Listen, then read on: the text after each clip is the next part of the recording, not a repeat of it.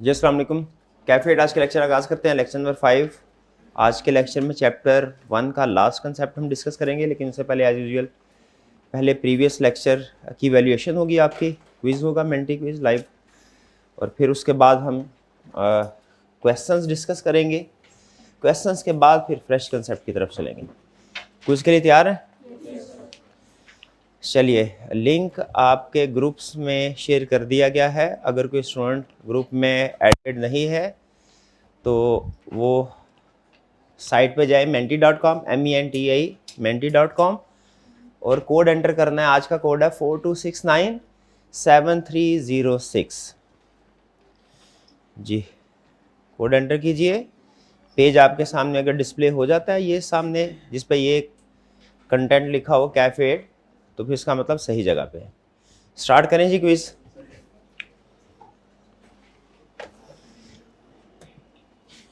Quiz कैसे होगा ये आपको पता ही है।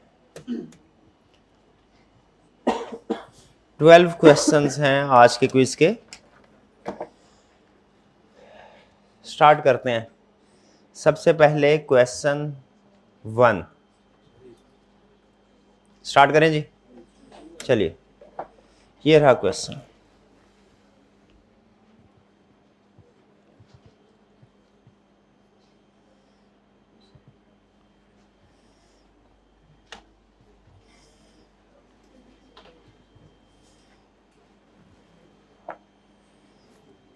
Which party is responsible for preparing the subject matter in an assurance engagement? कौन सी party? Easy question. Responsible party. और हमारे ऑडिट में रिस्पॉन्सिबल पार्टी कौन होती है? मैनेजमेंट या डायरेक्टर्स। फिलहाल मैनेजमेंट और डायरेक्टर्स के लिए को हम इकट्ठा इस्तेमाल कर रहे हैं, दोनों में फ़र्क है, वो आगे चल के हम डिफ्रेंशिएट करेंगे। करेक्ट। तो रिस्पॉन्सिबल पार्टी यानी मैनेजमेंट। सेकेंड क्वेश्चन, ये रहा सेकेंड क्वेश्चन आपके सामने।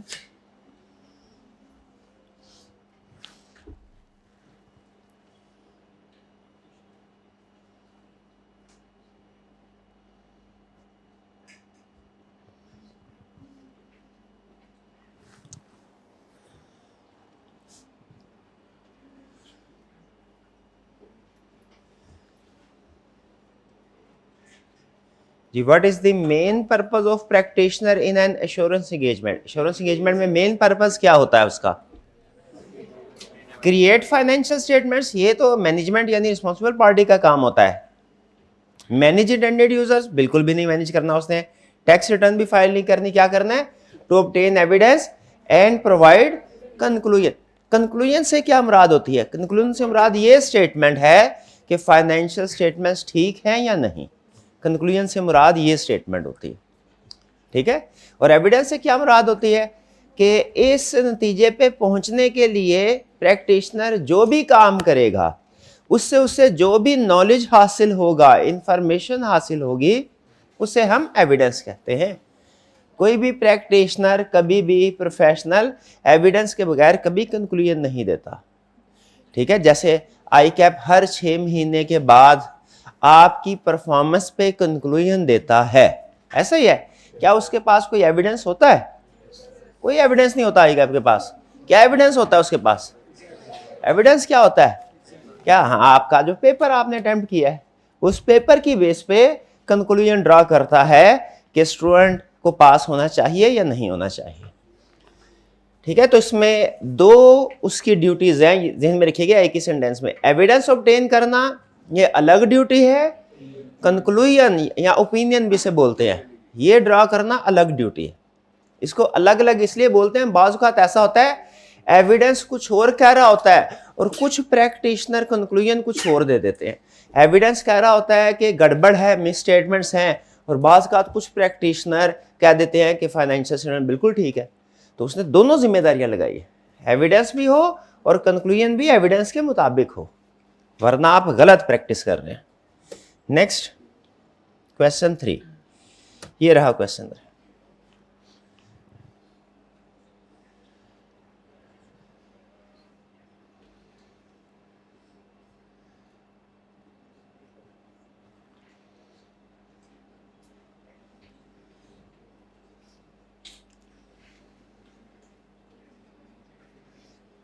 What type of report is provided at the end of assurance engagement?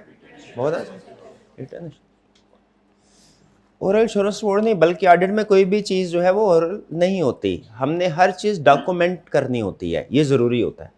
ठीक है, तो जो रिपोर्ट भी हमारी होती है वो तो बल्कि हमारे पूरे ऑडिट में सबसे अहम डॉक्यूमेंट होता है, सबसे अहम डॉक्यूमेंट है। पूरे ऑडिट में हम हज़ारों डॉक्यूमेंट्स प्रिपेयर कर रहे होते हैं, लेकिन सबसे अहम डॉक्यूमेंट होता है वो क्या है? Return assurance report. और इसके अहम होने की रीज़न क्या है कि ये वो डॉक्यूमेंट है जो सारी एक्सटर्नल वर्ल्ड को सर्कुलेट किया जाता है, और इस डॉक्यूमेंट की बेस पे इन्वेस्टर्स ने डिसीजन करने हैं कि हमें इस कंपनी में इन्वेस्टमेंट करनी चाहिए या नहीं करनी चाहिए। मिलियंस बिलियंस की इन्वेस्टमेंट इस रिपोर्ट की बेस पे की जाती है, या इसको भी कंसीडर किया जाता है। और फैक्टर भी होते हैं इन्वेस्टमेंट के, रिपोर्ट को भी कंसीडर किया जाता है। गैस कीजिए, अगर किसी कंपनी की जो रिपोर्ट है वो मॉडिफाइड इशू की जाए, ऑडिटर अगर मॉडिफाइड रिपोर्ट इशू करे, यानी इसमें कुछ गड़बड़ है, तो उसकी शेयर प्राइस बढ़ेगी, कम होगी या सेम रहेगी? कम हो जाएगी। शाबाश।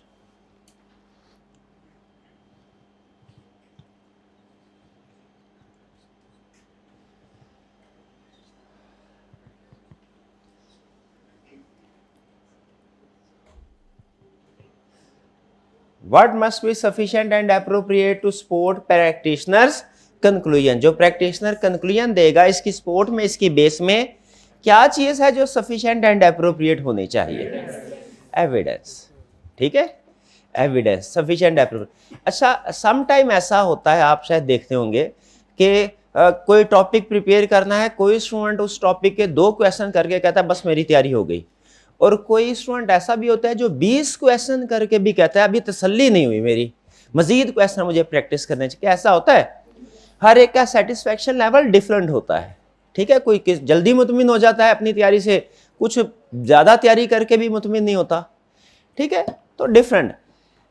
ऑडिट में भी हमने एविडेंस ऑब्टेन करना है, और उस एविडेंस की बेस पे हमने कंक्लूजन ड्रॉ करना है। अब प्रैक्टिस में दुनिया में कोई एक ही ऑडिटर तो नहीं है, वो हजारों ऑडिटर्स हैं।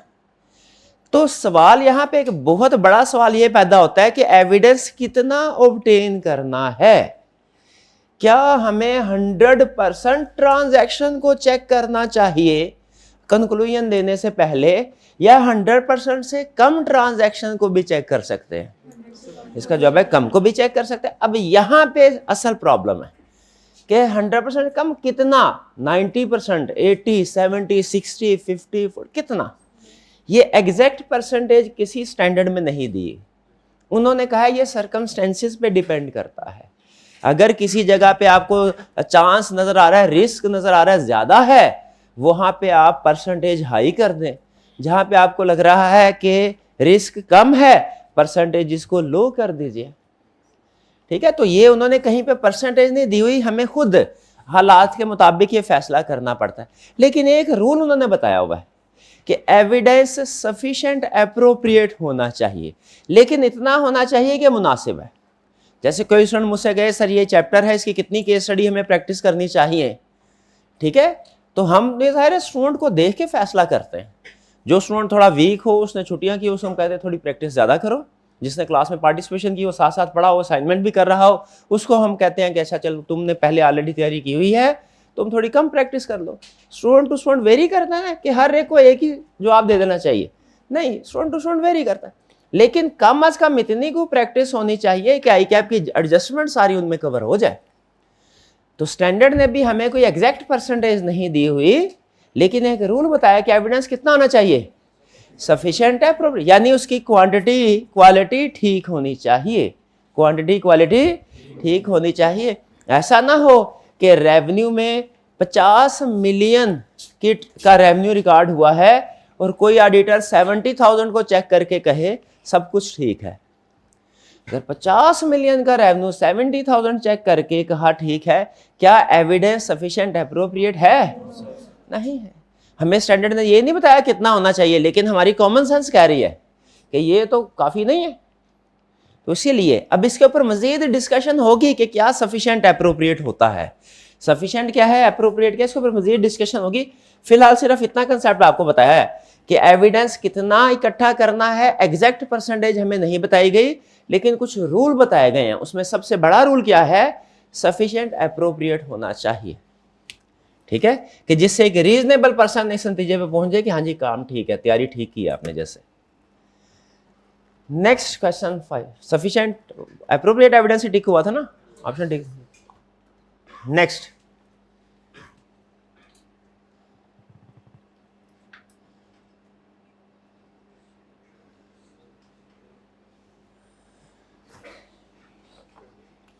who are the intended users in assurance engagement?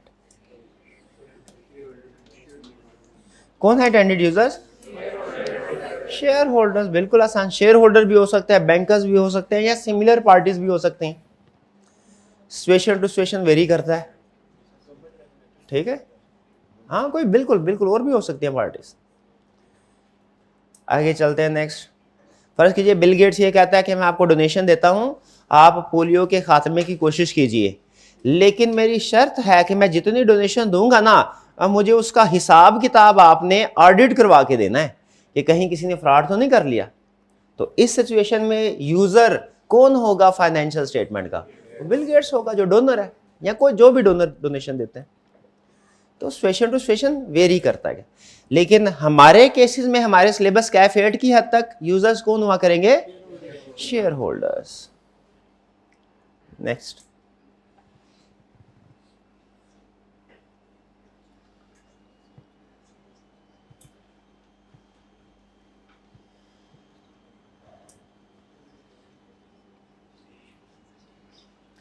which of the following is an example of subject matter in an assurance engagement? Easy question.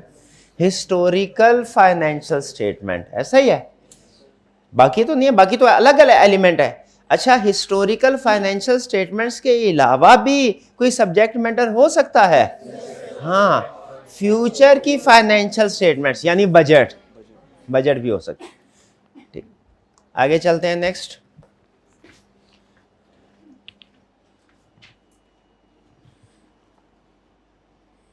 Question 7 ये रहा।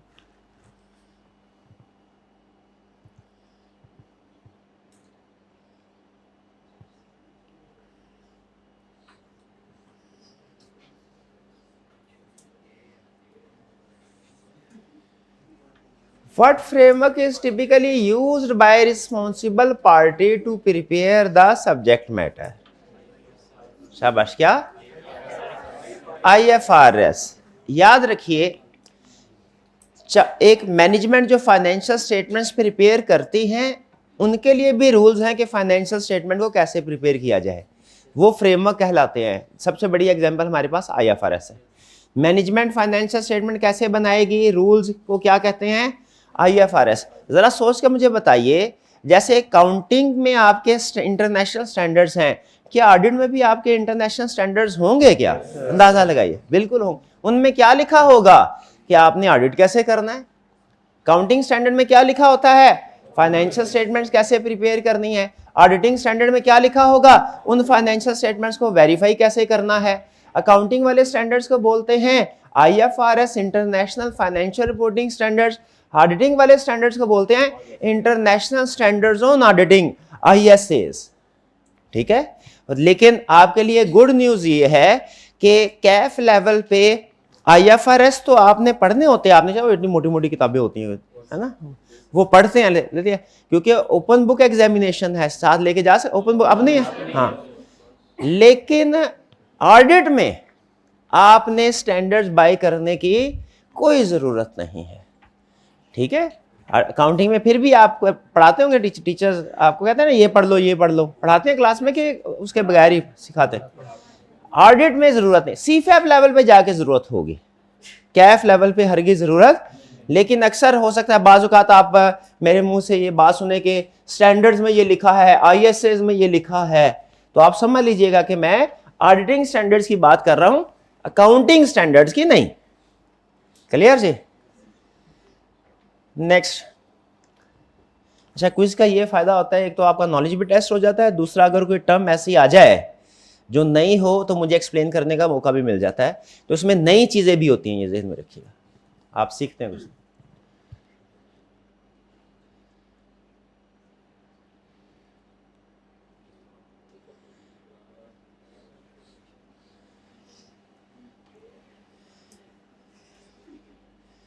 क्या एलिमेंट एसेंशियल है? हाँ, जो लाजमी है ना वो 3 पार्टी रिलेशनशिप है। टैक्स प्लानिंग बिल्कुल भी नहीं, फाइनेंशियल फॉरकास्टिंग भी नहीं। हमारे सिलेबस की हद तक फाइनेंशियल स्टेटमेंट्स होता तो बात ठीक होती, फाइनेंशियल फॉरकास्टिंग नहीं। करेक्ट जी। अभी क्वेश्चन 9 ये रहा।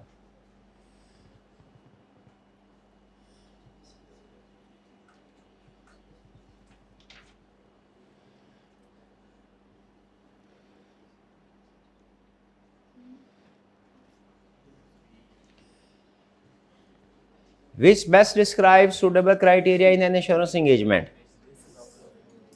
क्या जी? Basis for evaluating subject matter। साहब रिपोर्ट फॉर्मेट वो itself एलिमेंट है, फाइनेंशियल रेगुलेशंस भी नहीं, टैक्स कैलकुलेशन भी नहीं, basis for evaluating subject matter, ये सूटेबल क्राइटेरिया।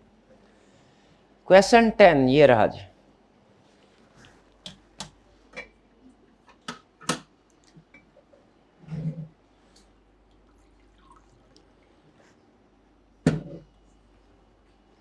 Easy question.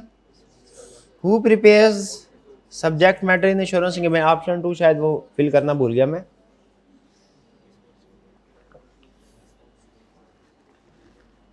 किसी ने ऑप्शन 2 को भी क्लिक ना कर दिया हो। Responsible party correct. हाँ, एक नहीं। चलिए सेकेंड लास्ट क्वेश्चन ये रहा जी।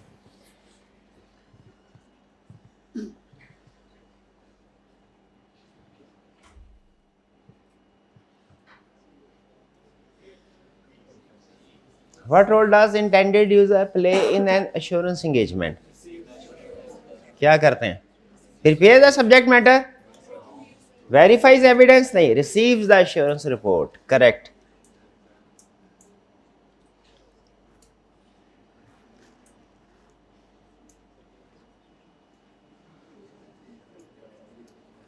चलिए नेक्स्ट क्वेश्चन 12 लास्ट क्वेश्चन रहा आपका ये।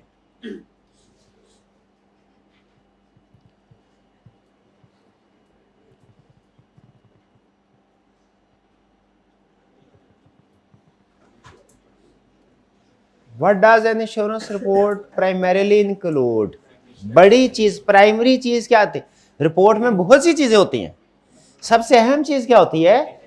Practitioners conclusion. जैसे आई कैप जब आपको वो रिजल्ट कार्ड भेजता है उसमें और भी बहुत सी डेट, नाम, सिग्नेचर वगैरह होते हैं, सबसे अहम क्या चीज होती है? पास है या नहीं।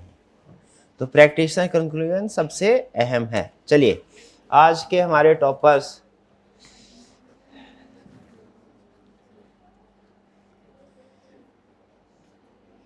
जी, फर्स्ट पोजीशन शाबाश। किन किया फर्स्ट पोजीशन? फर्स्ट पोजीशन हाथ उठाइए जरा, शाबाश। सेकंड पोजीशन, सेकंड पोजीशन शाबाश। Third position, fourth position, fourth position hybrid में है या ऑनलाइन है? फिफ्थ पोजीशन शाबाश। सिक्स्थ पोजीशन, सेवंथ पोजीशन, ये ऑनलाइन हाइब्रिड में तो नहीं है सेवंथ पोजीशन, हाथ उठाइए जरा। नहीं कोई नहीं। Eighth position, ninth position, tenth position. ये हाइब्रिड क्लास में क्यों नहीं प्राइज आते ज्यादा? ये उनको मैं गलत पढ़ा देता हूं। हाइब्रिड वालों को समझ नहीं आती क्या? नहीं, मेरा ख्याल है हाइब्रिड वालों को समझ नहीं आती। ऐसा है हाइब्रिड क्लास में कौन वादा करता है कि कल प्राइज जीतेगा कल के क्विज में? शाबाश, हाथ उठाइए जरा। हाइब्रिड क्लास में एक इरादा भी नहीं कर रहे भाई, इरादा तो कर ले। इरादा मर्जी है आपकी।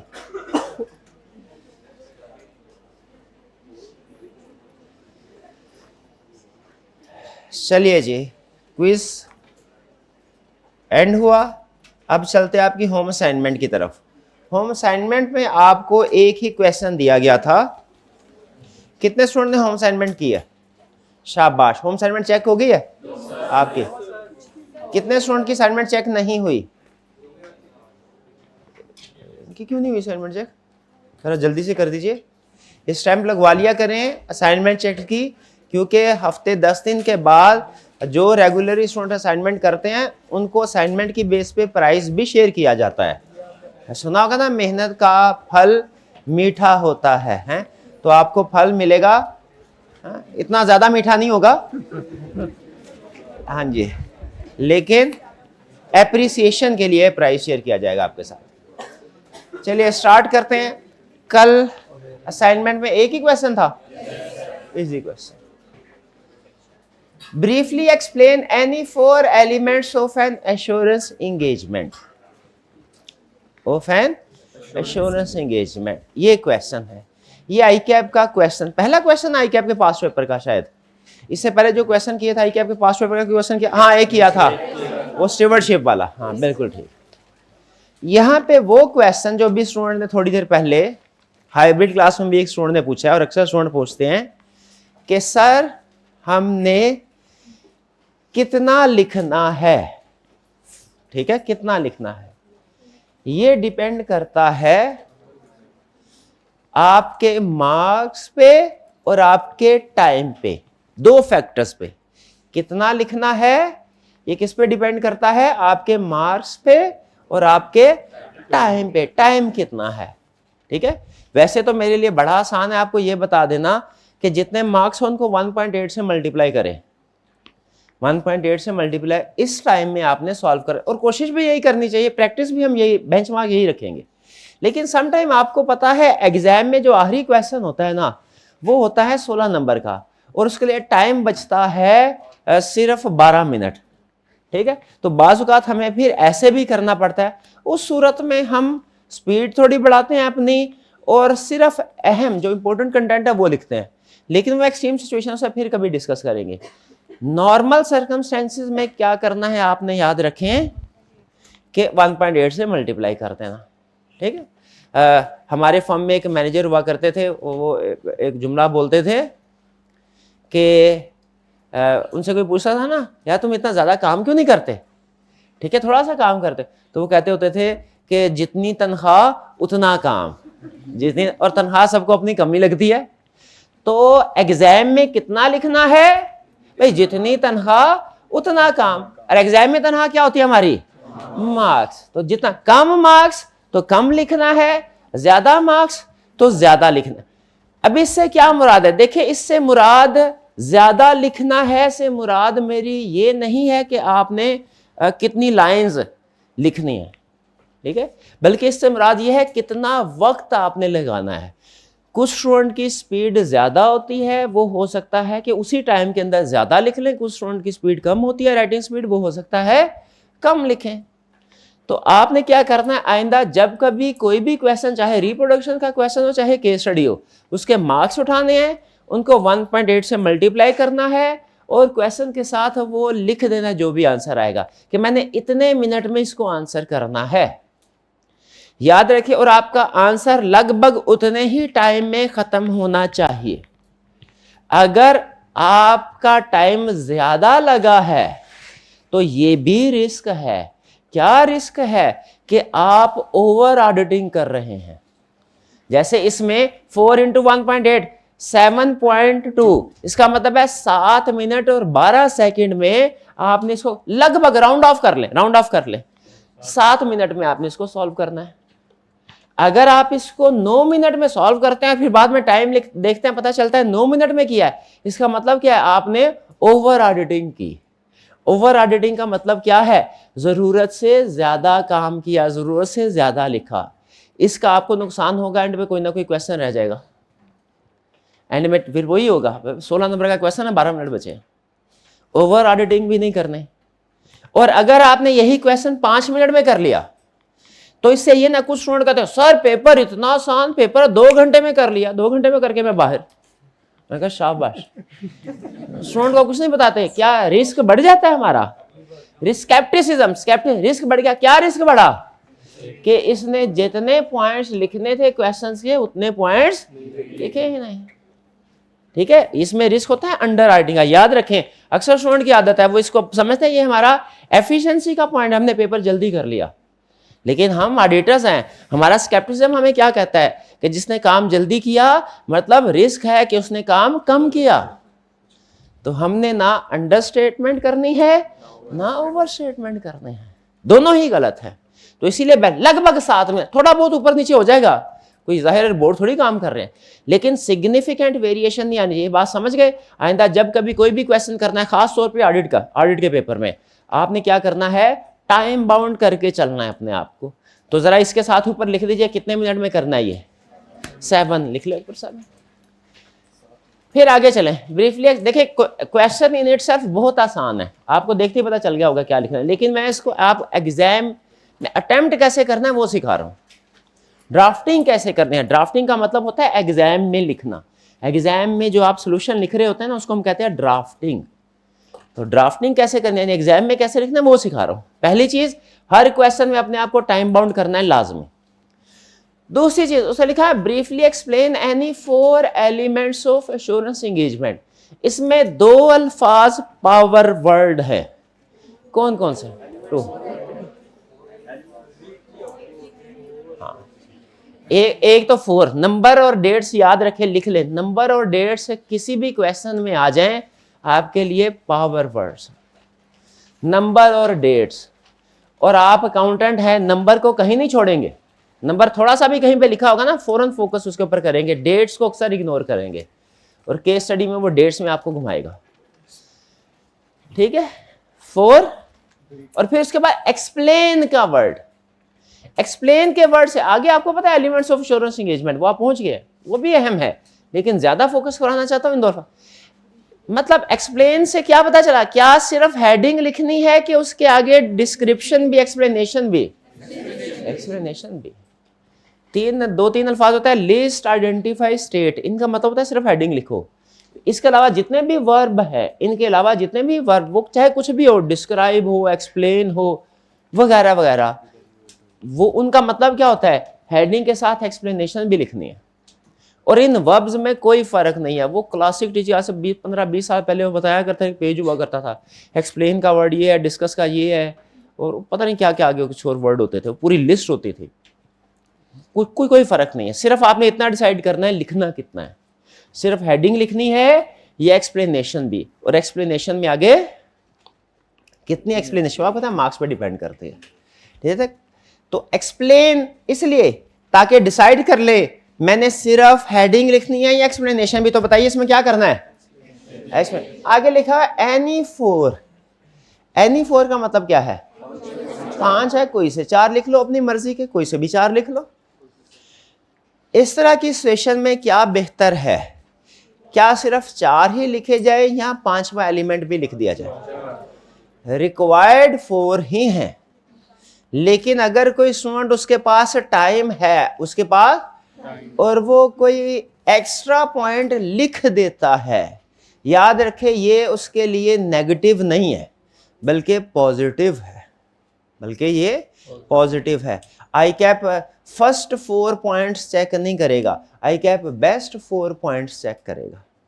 यानी उसमें कोई एक आधा अगर गलत भी हो गया तो आपको उसका मार्जिन मिल जाएगा, उसका बेनिफिट मिल जाएगा। समझ रहे हैं? ये नहीं कुछ स्टूडेंट कहते हैं सर 4 पूछा 5 लिखेंगे, वो कहेगा इसको तो गिनती नहीं आती, इसको तो चार्टर्ड अकाउंटेंट बनना ही नहीं चाहिए, इसको फेल करे। ऐसा नहीं है, ठीक है। हाँ बेहतर है 4 ही लिखें, लेकिन अगर टाइम हो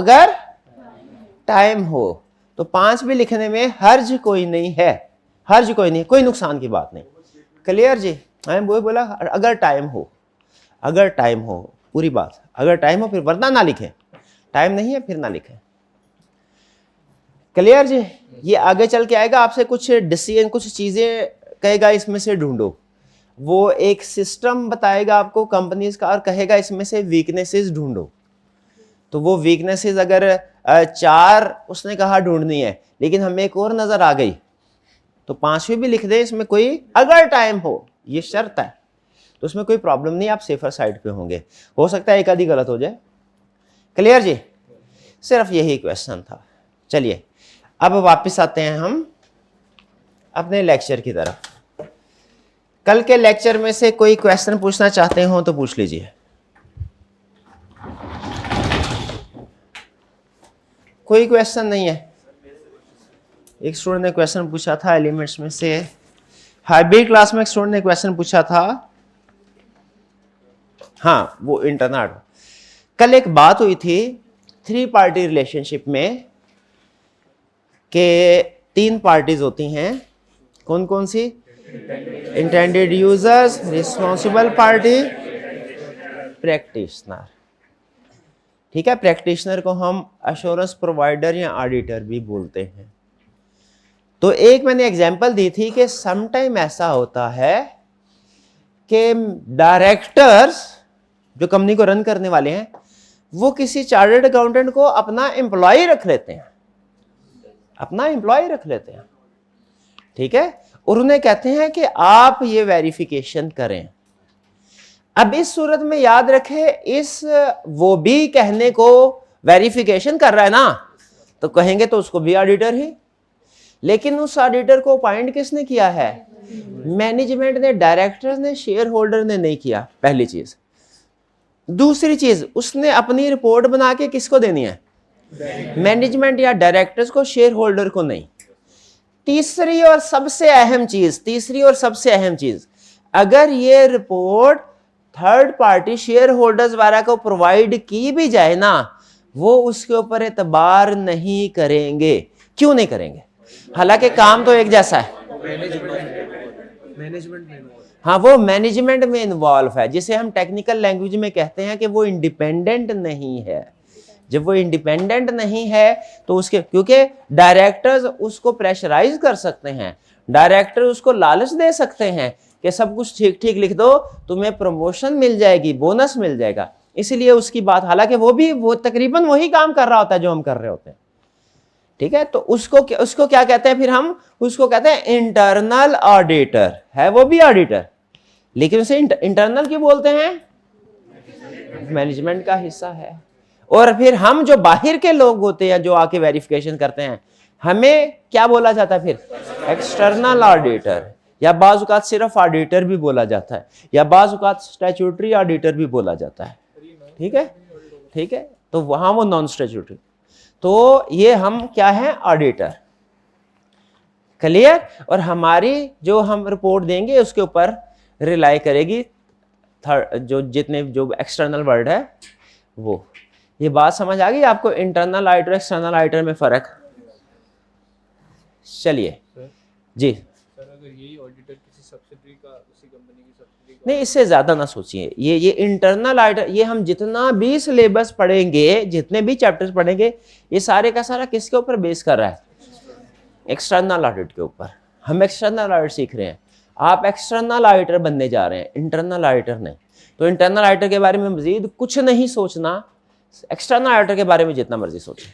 और की क्वेश्चन? चलिए जी। सवाल अच्छा, एक व्हाट्सएप ग्रुप में भी मुझे याद आ गया प्रॉब्लम। आपने जो कोई क्वेश्चन पूछना है ना, डायरेक्ट क्वेश्चन पूछा करें, कंटेक्स्ट ना बनाया करें। व्हाट्सएप ग्रुप में अक्सर ऐसा होता है, फिजिकल क्लास में तो कम होता है, व्हाट्सएप ग्रुप में वो बता रहे होते हैं, सर आपने ये चैप्टर था, उसमें ये कंसेप्ट था, उसमें ये बताया था, फिर ये कहा, ये समझ आ गई मुझे, ये समझ आ गई, अब ये वाली बात समझ नहीं आई, वो बताएं। देखिए वो टीचर या जो भी हमारे उधर असिस्टेंट होते हैं, जवाब दे रहे होते हैं ना, वो सारा पढ़ा होता है उन्होंने। ठीक है, उन्हें पता होता है कंटेक्स्ट क्या है। डायरेक्ट क्वेश्चन पूछ लिया करें, सर ये बताइए ये क्या है। अगर जरूरत हुई तो हम खुद पूछ लेंगे, ठीक है, कि ये आपने किस चैप्टर नंबर या किस लर्निंग ऑब्जेक्टिव से सवाल पूछा है, जरूरत हुई तो, वरना आप डायरेक्ट पूछें। सूटेबल क्राइटेरिया और एविडेंस के अंदर कंफ्यूजन आ जाती है। इसको एक एग्जांपल से समझते हैं। फर्ज कीजिए कि आपने घर से सीए करने के लिए आए हैं, ये आपकी एक टास्क है, प्रोजेक्ट है, इंगेजमेंट है, इसमें 3 पार्टीज इन्वॉल्व हैं, आई कैप, आप और आपके पेरेंट्स भी। ठीक है, रिस्पॉन्सिबल पार्टी कौन है? आप। ठीक है, जिन्होंने तैयारी करनी है। इवैल्यूएट किसने करना है? वेरीफाई किसने करना है कि आपने सही पढ़ा कि नहीं पढ़ा? आई कैप ने, सेकंड पार्टी। और रिपोर्ट किसको जाए? प्राइमरी यूजर कौन है? वो पेरेंट्स है। ठीक। अच्छा, अब जो आपका पेपर होगा, क्या इसके बारे में आई कैप ने कुछ बताया हुआ है कि तैयारी इस तरीके से होगी और इस चीज को मैं टेस्ट करूंगा। क्या वो चीज, वो क्या है आपका सिलेबस, वो है आपका क्राइटेरिया। सिलेबस क्या हो गया, सिलेबस की हैसियत ऐसी है जैसे क्राइटेरिया। और जो डेली आपको होम असाइनमेंट दी जाती हैं, टेस्ट होते हैं आपके, ये आपके लिए क्या है, एविडेंस। एविडेंस, ठीक है। तो एविडेंस क्या है कि क्या क्राइटेरिया के मुताबिक काम हो रहा है कि नहीं, ये होता है एविडेंस। ऑडिट में भी हम क्या करते हैं, मैनेजमेंट ने फाइनेंशियल स्टेटमेंट्स बनाई है, क्या कोई उसका सिलेबस होगा जिसको सामने रख के फाइनेंशियल रूल्स होंगे, राइट, वो है हमारा क्राइटेरिया। वो रूल्स के कैसे फाइनेंशियल स्टेटमेंट्स बनानी है, वो है क्राइटेरिया। तो ये ऊपर पड़े हैं रूल्स IFRS, नीचे पड़ी हैं फाइनेंशियल स्टेटमेंट्स। अब हमने आके ऑडिटर ने क्या चेक करना है, क्या ये वाली फाइनेंशियल स्टेटमेंट उस क्राइटेरिया फ्रेमवर्क के मुताबिक बनी है कि नहीं बनी। कहीं ऐसा तो नहीं उसने कहा था इंटायर क्लास को रीवैल्यू करो, इसने 10 में से 2 को रीवैल्यू किया, बाकी को कॉस्ट पे शो करवाया, ठीक है। तो मैं ये चेक करूंगा, मेरी ये चेकिंग एविडेंस कहलाती है। मैं जाहिर है देखूंगा भाई कितनी प्रॉपर्टी है, उनके नाम क्या है, कहां से वैल्यूएशन करवाई, कॉस्ट क्या है, कितने की खरीदा, ठीक है। कॉस्ट को भी चेक करूंगा परचेज इनवॉइसेस के साथ, उसका एविडेंस अलग आएगा। जो एसेट्स रीवैल्यू हुए हैं उनको वैल्यूअर की रिपोर्ट के साथ कंपेयर करूंगा, वो भी एक एविडेंस है। तो एविडेंस क्या है, जो हम कलेक्ट करते हैं। एविडेंस हर कंपनी का अलग अलग कलेक्ट होता है और फ्रेमवर्क अमूमी तौर पे सेंट्रलाइज्ड होता है। जैसे पाकिस्तान में फ्रेम IFRS है, हर ज्यादा जितनी भी लिस्टेड कंपनीज हैं उनके लिए फ्रेमवर्क IFRS है, लेकिन जो उनका एविडेंस है वो हर ऑडिटर जो उस कंपनी का ऑडिट कर रहा होगा वो अलग अलग कलेक्ट करता है, ठीक है जी। एविडेंस, हमारे सीनियर मैनेजर थे, वो क्या करते थे, what ever is reported should be supported. What ever is reported यानी आप जो भी रिपोर्ट में लिखते हैं शुड बी स्पोर्टेड, आपके पास कोई ना कोई स्पोर्टिंग एविडेंस होना चाहिए। तो जो ये है ना शुड बी स्पोर्टेड, कैसे, वो एविडेंस कहलाता है कि आपके पास क्या सबूत है। भाईजान से मैंने कहा असाइनमेंट क्यों नहीं करने का, सर कल बीमार था मैं इसलिए असाइनमेंट नहीं कर सका। मैंने कहा क्या एविडेंस है, क्या एविडेंस होगा इनके पास, ये कहेंगे सर ये डॉक्टर को चेक करा था, ये उसकी प्रेस्क्रिप्शन है, ये देखें सर, ठीक है। तो ये जो उसके पास प्रेस्क्रिप्शन होगी डॉक्टर की मेडिकल, वो क्या है, उसका एविडेंस है।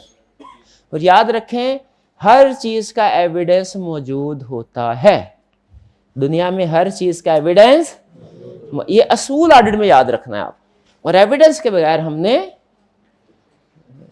इवन आपके दिमाग में जो चल रहा है ना उसका भी एविडेंस होता है। हाँ, सोचेंगे सर मेरी इंटेंशन है, इस इंटेंशन का क्या एविडेंस होगा, नहीं नहीं, action speak louder than words, action से पता चलता है। बॉडी लैंग्वेज जानते हैं, हाँ, उससे पता चल जाता है दिमाग में क्या चल रहा है। बहरहाल चले खैर छोड़े, वापिस आते हैं। अब हम नया कंसेप्ट आज सीखने जा रहे हैं, तैयार है नया कंसेप्ट सीखने के लिए? वो है level of assurance and why absolute assurance can not be provided. हमने ये सीखा है कि 3 पार्टी रिलेशनशिप में 3 पार्टीज होती हैं, और आपको याद होगा कल हमने इस नतीजे पे पहुंच गए थे कि ये हमारे शेयर होल्डर्स हैं, शेयर होल्डर्स, ये मैनेजमेंट या डायरेक्टर्स, ये ऑडिटर या एश्योरेंस प्रोवाइडर इसको बोल देते हैं। मैनेजमेंट ने financial statement assurance provider auditor को दी, ऑडिटर ने इन फाइनेंशियल स्टेटमेंट्स की चेकिंग की, एविडेंस ऑब्टेन किया, एविडेंस ऑब्टेन करने के बाद रिपोर्ट दी शेयर होल्डर्स को।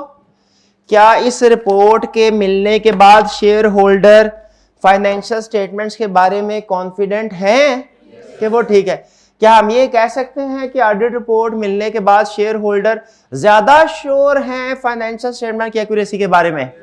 तो क्या हम ये कह सकते हैं कि ऑडिटर ने अश्योरेंस प्रोवाइड की है, श्योरिटी दी है शेयर होल्डर को, कह सकते हैं, बिल्कुल कह सकते हैं। तो क्वेश्चन ये है कि जब ऑडिटर ने अपनी रिपोर्ट शेयर होल्डर्स को दी, शेयर होल्डर्स को अश्योरेंस मिली, ठीक है, शेयर होल्डर्स को अश्योरेंस मिल गई, तो क्या ये अश्योरेंस का एक ही लेवल है या डिफरेंट लेवल है? Different level. हम नॉर्मल लाइफ में भी जो स्टेटमेंट बोलते हैं उनमें स्ट्रेंथ डिफरेंट होती है। एक स्टूडेंट ने पूछा, हाँ भाईजान बताओ क्या पास हो जाएंगे? ये कह रहे सर इंशाल्लाह पास हो जाऊंगा, कुछ ऐसे बोलते हैं। कुछ दूसरे स्टूडेंट बोलते, हाँ भाई क्या क्या है, पास हो जाओगे? सर जी इंशाल्लाह पास हो ही जाऊंगा। दोनों स्टेटमेंट में डिफरेंस नजर आ रहा है आपको? स्ट्रेंथ का डिफरेंस। कुछ स्टेटमेंट्स के बारे में, चीजों के बारे में हम ज्यादा कॉन्फिडेंट होते हैं, कुछ के बारे में कम कॉन्फिडेंट है।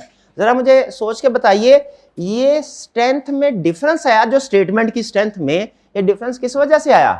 बैकएंड पे उन्होंने काम कितना किया है।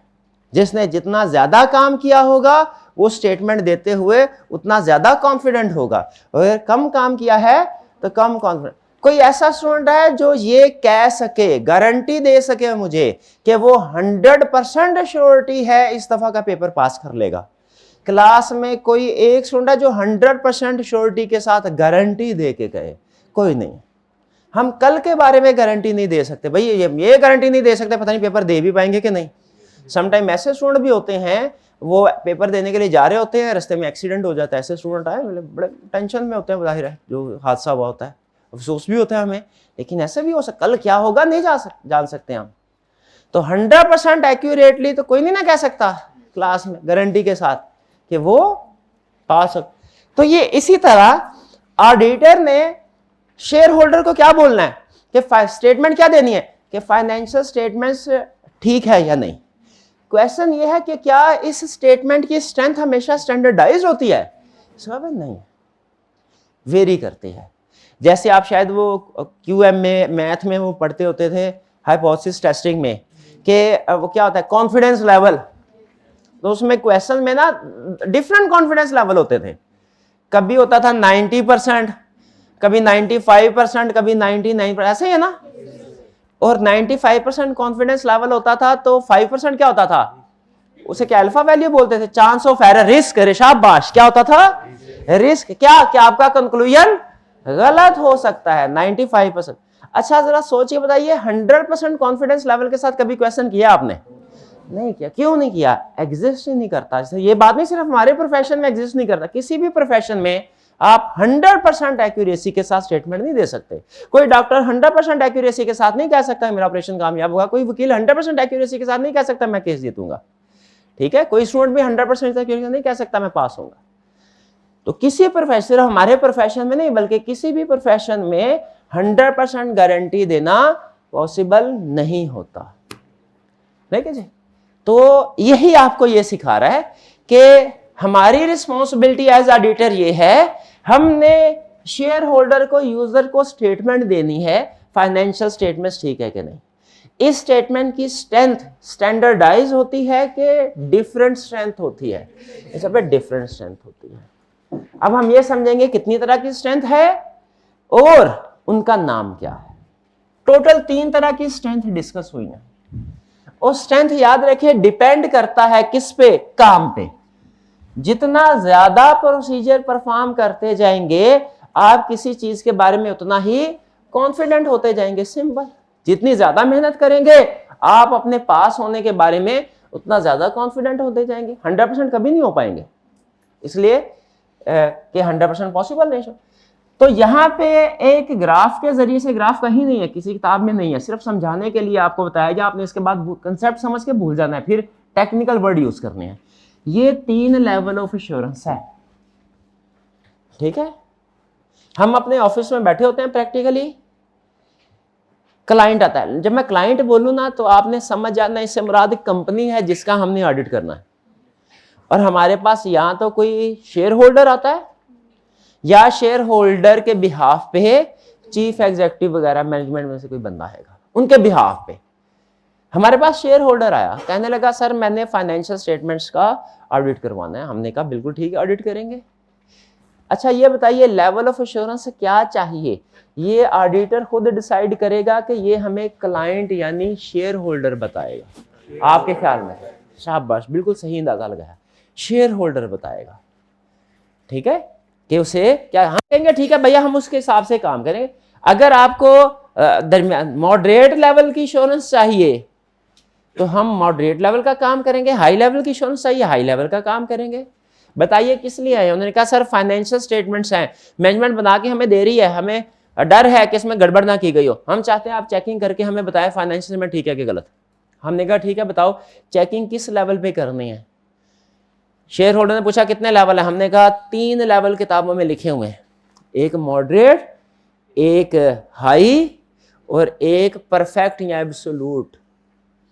हमने कहा हमने 3 बोले, उसने कहा मॉडरेट ठीक है क्योंकि मैनेजमेंट है, हम इनको जानते हैं, ईमानदार है, पास होने से ठीक है, कोई ज़्यादा हमें शक शुबा नहीं है इनके ऊपर। तो आप ऐसा कीजिए हमें मॉडरेट लेवल ऑफ इंश्योरेंस दे दीजिए। कौन सा बताया? मॉडरेट लेवल, दरमियाने दर्जे का। हमने कहा ठीक है, यानी यूं समझ लीजिए अगर हम इसको क्वांटिफाई करें ना परसेंटेजेस में तो समझ लीजिए शेयर होल्डर ने कहा सर ऐसा करें हमें तकरीबन 75% श्योरिटी के साथ आप बता दीजिए कि फाइनेंशियल स्टेटमेंट ठीक है कि नहीं। यानी कॉन्फिडेंस लेवल कितना? 75%। हमने कहा बिल्कुल ठीक है, 75% को टेक्निकली बोलते हैं मॉडरेट लेवल ऑफ इंश्योरेंस, एक दो और नाम भी है। हमने कहा ठीक है सर, अब आप देखिए, अब देखते जाइए अब हम करते क्या करेंगे। हम कहेंगे आप घर जाए हमारे साथ एग्रीमेंट साइन कर लें कि आपने हमें पॉइंट किया, ये ना हम सीईओ के पास जाए धक्के देके बाहर निकाल दें। तो इंगेजमेंट लेटर साइन कर लेते। क्या करते हैं? इंगेजमेंट लेटर साइन, जिस पे क्या होता है टर्म्स एंड कंडीशन लिखी होती हैं, वो स्टैंडर्डाइज लेटर होता है, कभी पढ़ेंगे इसको भी। हमने साइन कर लिया ताकि बाद में मुकर ना जाए या कोई और बंदा इतराज ना करे, और फिर हमने अपना काम करना शुरू कर दिया। देखिए आपने जब किसी को बताना है कि आप एग्जाम में इस दफा इंशाल्लाह पास हो जाएं, उससे पहले आपको खुद को कन्विंस होना है कि मैं पास हो जाऊंगा। तो ऑडिटर जब इंश्योरेंस प्रोवाइड करता है ना शेयर होल्डर को, वो शेयर होल्डर को इंश्योरेंस बाद में प्रोवाइड करता है, पहले खुद इंश्योरेंस ऑब्टेन करता है। भाई पहले खुद फाइनेंशियल स्टेटमेंट्स के बारे में कॉन्फिडेंट होगा, ठीक है, तो फिर किसी को बताएगा ना। तो जो खुद फाइनेंशियल स्टेटमेंट्स के बारे में उसने कॉन्फिडेंट होना है, इंश्योरेंस ऑब्टेन। इंश्योरेंस कहाँ से आएगी? इंश्योरेंस एविडेंस से आएगी। अब ये जरा गौर से सुनिएगा, इंश्योरेंस प्रोवाइड करनी है ऑडिट, यानी ये बताना है फाइनेंशियल स्टेटमेंट ठीक है कि नहीं। इंश्योरेंस कहाँ से आएगी? एविडेंस से आएगी। एविडेंस कहाँ से आएगा? प्रोसीजर परफॉर्म करने से आएगा। एविडेंस घर बैठे नहीं मिलेगा। एविडेंस कैसे मिलता है? प्रोसीजर परफॉर्म करने से, भागदौड़ करने से। तो होता क्या है प्रैक्टिकली कि ऑडिटर प्रोसीजर परफॉर्म करना शुरू करता है, प्रोसीजर परफॉर्म करना शुरू करता है। जितने प्रोसीजर परफॉर्म करता रहता है, more procedure more evidence, more evidence more assurance, more procedure more evidence more assurance, बोलते जाएं, मोर प्रोसीजर एविडेंस मोर। 50% तक पहुंच गया, काम बंद कर दे ऑडिटर। क्या 50% पे सफिशिएंट एप्रोप्रिएट एविडेंस हो गया? अभी नहीं हुआ। क्या करना है? फिर मजीद काम करना है, मोर प्रोसीजर मोर एविडेंस। तकरीबन लगभग समझे 75% पे आ गया लगभग। क्या अब काम खत्म कर दे? बिल्कुल अब काम खत्म कर दे। ठीक है, ये थोड़ा सा नीचे है, इसको थोड़ा सा ऊपर ना कर लें वरना आप 50% ना समझ लें। तो ये 75% पे जब हम आ गए, 75% पे जब हम आ गए, अब बताइए क्या हमें मजीद काम करने की जरूरत है? नहीं, मजीद काम करेंगे तो वो ओवर ऑडिटिंग हो जाएगी। अब सफिशिएंट एप्रोप्रिएट एविडेंस मिल गया। ठीक है, इसको हम कहते हैं मॉडरेट लेवल ऑफ एश्योरेंस या limited level of assurance. Mathematically यानी 75, इसका मतलब क्या है? अब ऑडिटर फाइनेंशियल स्टेटमेंट्स के बारे में 75% श्योर होगा कि वो ठीक है, और अगर 75% श्योर हैं तो 25% क्या होगा? अभी भी रिस्क होगा कि फाइनेंशियल स्टेटमेंट्स में गड़बड़ है। ये मैंने आगे पीछे तो नहीं कर दिया, ये इधर कर, ये इधर होना चाहिए था, ये खाली जगह थी। ये बेसिकली ये वाला डब्बा फिल करना है, ये मोर procedure more evidence more assurance, more procedure more evidence more assurance. तो ये हमने एविडेंस कलेक्ट कर लिया, और ये जो 75% है, 25% है, ये क्या है? रिस्क, कि अभी भी चांस है फाइनेंशियल स्टेटमेंट्स गलत। ठीक है, फिर से हम ऑफिस में बैठे थे, मेजॉरिटी शेयर होल्डर कंपनी का आया, कहने लगा फाइनेंशियल स्टेटमेंट मैनेजमेंट हमें प्रोवाइड करने लगे हैं, हमें शक है कि उसमें गड़बड़ ना हो, हम चाहते हैं आप वेरिफिकेशन करें। हमने कहा बिल्कुल ठीक है, वेरिफिकेशन कर लेंगे हम। आपको कितने % श्योरिटी चाहिए फाइनेंशियल स्टेटमेंट्स के बारे में? ठीक है, उसने कहा ऑप्शन बताइए। हमने कहा अगर पहली वाली ऑप्शन आप सेलेक्ट करते हैं तो हम 75% श्योर हो के आपको बताएंगे, चेकिंग करके बताएंगे कि फाइनेंशियल स्टेटमेंट ठीक है। दूसरी वाली ऑप्शन सेलेक्ट करते हैं, काम हमें ज्यादा करना पड़ेगा, इसमें बिल भी ज्यादा होगा, इसमें हम 95% श्योरिटी के साथ आपको बताएंगे कि फाइनेंशियल स्टेटमेंट ठीक है। और ये है 100%, किताबों में लिखा है 100% श्योरिटी प्रोवाइड नहीं की जा सकती। क्लाइंट ने कहा ठीक है आप ऐसा कीजिए, मुझे ये जो मैनेजमेंट है ना, हमें इस पर थोड़ा बहुत शक है, तो ऐसा करें अब की बार आप हमें 95% वाला एश्योरेंस लेवल प्रोवाइड करें। हमने कहा बिल्कुल ठीक है, क्या इंगेजमेंट लेटर साइन करेंगे? बिल्कुल करेंगे। फिर क्या करेंगे? मोर procedure more evidence more assurance, more procedure more evidence more assurance, more procedure more evidence more assurance. 75% पे पहुंच गए, रुके, काम खत्म कर लें। क्यों? पहले तो 75% पे आपने बोला था सफिशिएंट एप्रोप्रिएट एविडेंस हो गया, उस एंगेजमेंट में बोला था हो गया, इस एंगेजमेंट में आप कह रहे हैं अभी नहीं। क्यों? क्योंकि उसमें moderate level of assurance required था, बोला था इसमें high level of assurance required है, इसमें अभी काम खत्म नहीं करना। मोर procedure more evidence more assurance. 95% पे पहुंच गए, क्या अब काम खत्म कर लें? बिल्कुल अब काम खत्म कर लें। तो मुझे बताइए, अब इतना काम करने के बाद हम जब फाइनेंशियल स्टेटमेंट्स के बारे में बताएंगे कि वो ठीक है, तो हमारा स्ट्रेंथ ज्यादा होगी कि कम होगी? ज्यादा होगी, हम ज्यादा श्योर होके बताएंगे। लेकिन अगर 95% हम कॉन्फिडेंट है कि फाइनेंशियल स्टेटमेंट ठीक है, तो 5% क्या है कि अभी भी फाइनेंशियल गलत हो सकती है। और ये तीसरा है ना 100% एश्योरेंस, ये सिर्फ थ्योरेटिकली एग्जाम्पल के तौर पे बताया जाता है, इसको एब्सोल्यूट एश्योरेंस कहते हैं। प्रैक्टिकली वो कहते हैं दुनिया का सिर्फ ये नहीं कि ऑडिटर, बल्कि और भी कोई भी प्रोफेशनल अपने काम की 100% गारंटी नहीं दे सकता। अगर कभी ये 100% पॉसिबल होता ना, तो ऑडिटर इसमें 100% श्योरिटी के साथ कह रहा होता कि मैंने फाइनेंशियल स्टेटमेंट्स की एक एक आइटम एक एक रुपया चेक कर लिया है, इसमें 1 रुपये की भी गलती नहीं है। अगर कभी ऐसा होता तो इसका मतलब ये होता, लेकिन ऐसा नहीं है। तो ये है हमारा थर्ड लेवल ऑफ एश्योरेंस। अब इसको थोड़ा टेक्निकल वर्ड्स में कन्वर्ट करते हैं। मैं 75, 95 और 100% की बजाय इसका वो नाम जो स्टैंडर्ड में, ऑडिटिंग स्टैंडर्ड में लिखा हुआ आपके सामने रख रहा हूं। जो 75% वाली एश्योरेंस होती है ना, इसको बोलते हैं मॉडरेट एश्योरेंस, या इसको बोलते हैं लिमिटेड एश्योरेंस, या इसके अल्टरनेट नेम है नेगेटिव एश्योरेंस। और जो 95% वाली एश्योरेंस होती है, इसको बोलते हैं हम हाई लेवल ऑफ एश्योरेंस, या रीजनेबल एश्योरेंस, या पॉजिटिव एश्योरेंस। और ये वाला जो एश्योरेंस लेवल है, इसे क्या बोलते हैं? Absolute level of assurance. ठीक है। अच्छा मुझे ये बताइए, ये तो पॉसिबल नहीं है, ये तो इसको हम थोड़ी देर में डिस्कस करेंगे कि क्यों पॉसिबल नहीं। ये पॉसिबल है।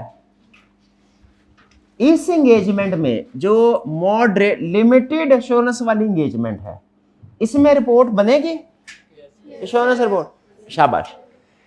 हाई लेवल वाली एश्योरेंस है, इसमें भी रिपोर्ट बनेगी, दोनों में रिटर्न फॉर्म होगी। अहम क्वेश्चन, क्या दोनों में जो कंक्लूजन दिया जाएगा सेम होगा या डिफरेंट होगा?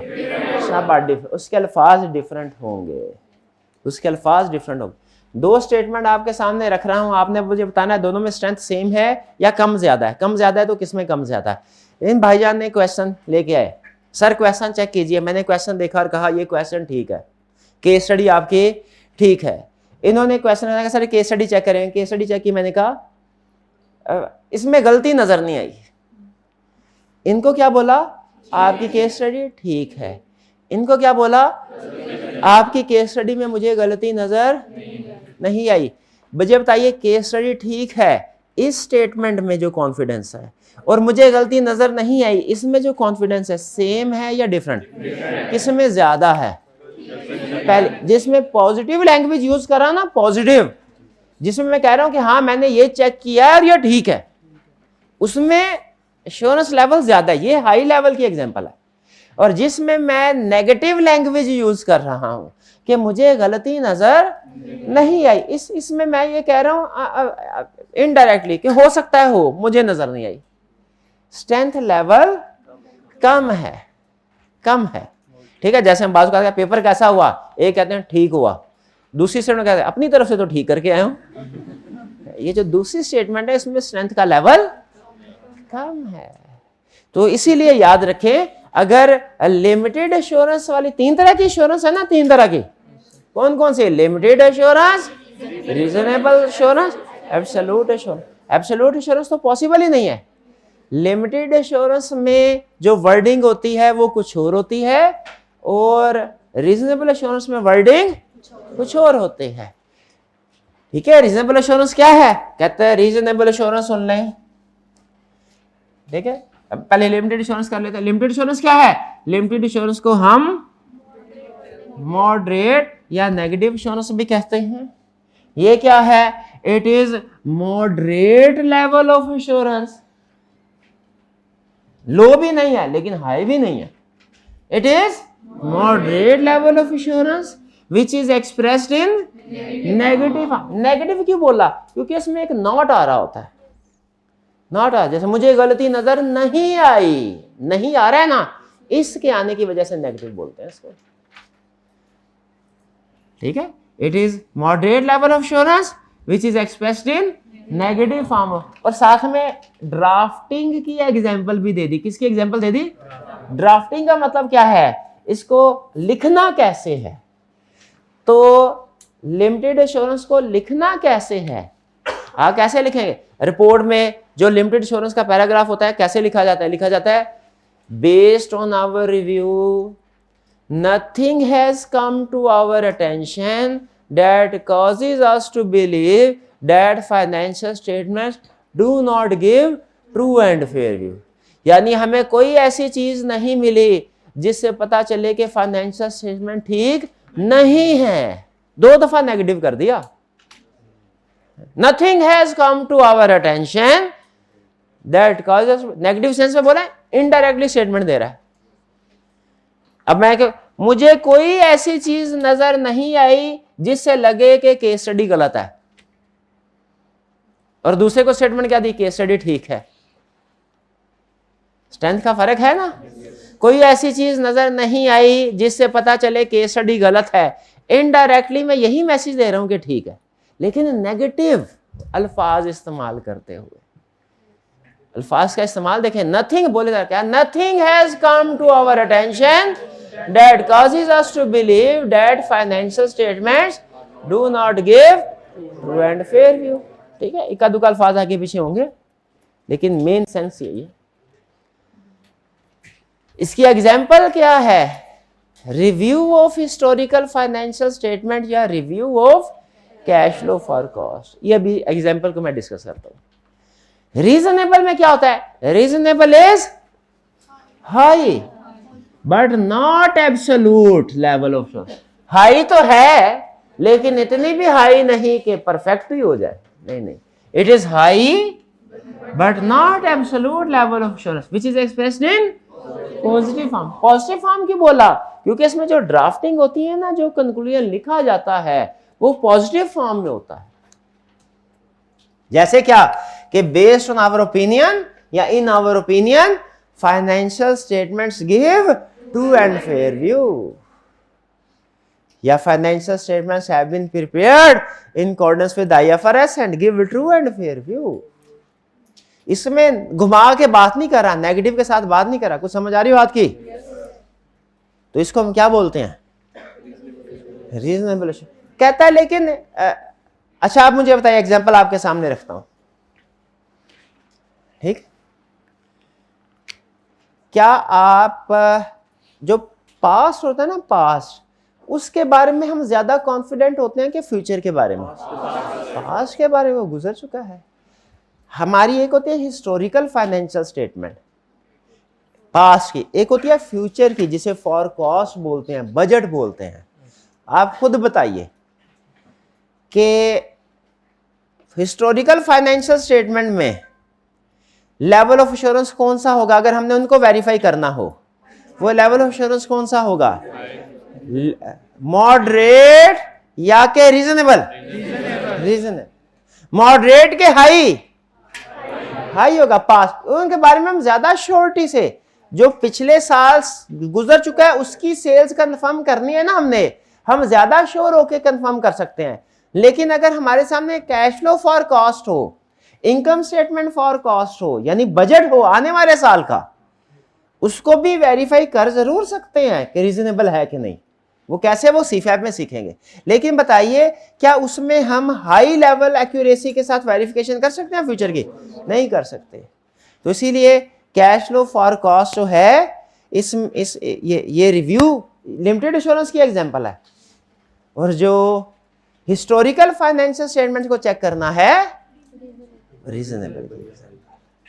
ठीक है? लेकिन हिस्टोरिकल में एक और ऑप्शन भी होती है। हिस्टोरिकल को आप मॉडरेट लेवल पे भी चेक कर सकते हैं।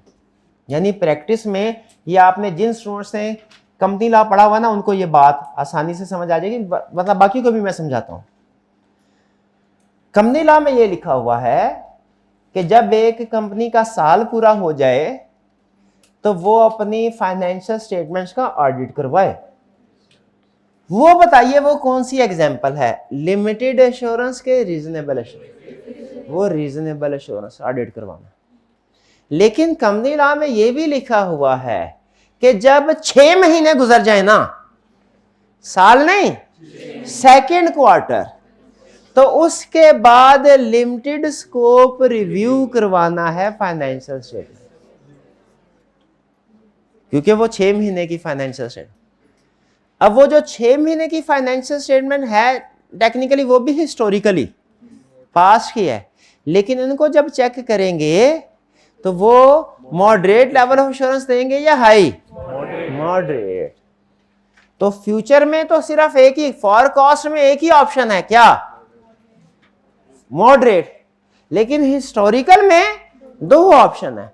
अगर पूरे साल की हिस्टोरिकल हो तो हाई लेवल ऑफ एश्योरेंस, और अगर 6 महीने की हिस्टोरिकल हो तो मॉडरेट। ये कुछ बात समझ आई? एग्जाम्पल समझ आ गई?